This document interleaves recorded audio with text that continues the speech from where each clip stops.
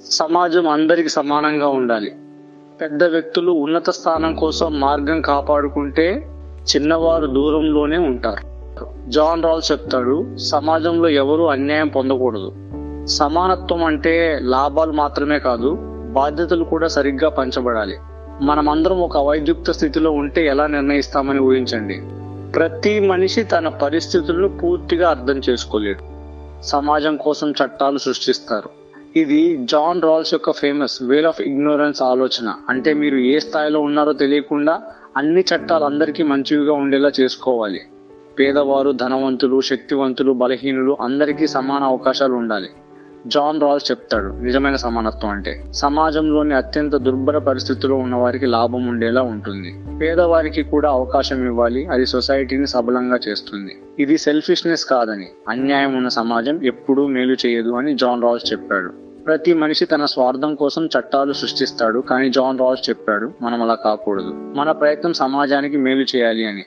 John Rolls జీవితం నుండి చెప్పినది. మనం వ్యక్తిగత ప్రయోజనాల కంటే సొసైటీ కోసం ఆలోచించాలి.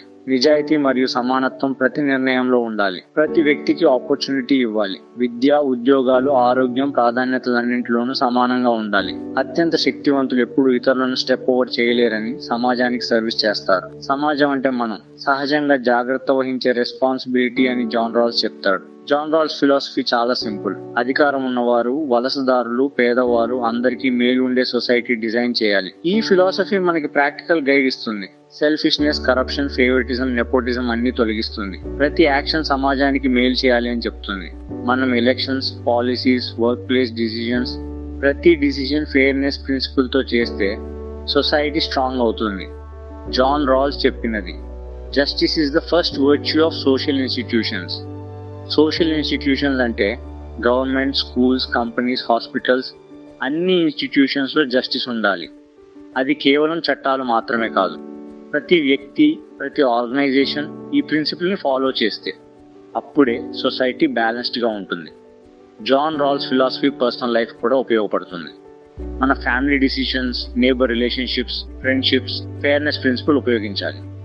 అదే సొసైటీకి రెస్పెక్ట్, స్టెబిలిటీ, పీస్ ఇస్తుంది. ఈ ప్రిన్సిపల్ ఫాలో చేసే లైఫ్ లో రెస్పెక్ట్ పెరుగుతుంది. సెల్ఫ్ ఇంట్రెస్ట్ ని వదిలి justice, fairness, equality principle follow చేయాలి. ఇది సింపుల్, ప్రాక్టికల్ మరియు స్ట్రాంగ్ ఫిలాసఫీ. మనం ప్రతి డిసిజన్ లో ఉపయోగించవచ్చు. సొసైటీ బ్యాలెన్స్డ్, స్ట్రాంగ్, ప్రాస్పరస్ అవుతుంది. ఈ ఫిలాసఫీ మనకు బోల్డ్, డైరెక్ట్ మెసేజ్ ఇస్తుంది. సమాజం ఎవరిని నెగ్లెక్ట్ చేయకుండా లోవర్ గ్రూప్ కి స్పెషల్ కన్సిడరేషన్ ఇవ్వాలి. అదే జస్టిస్.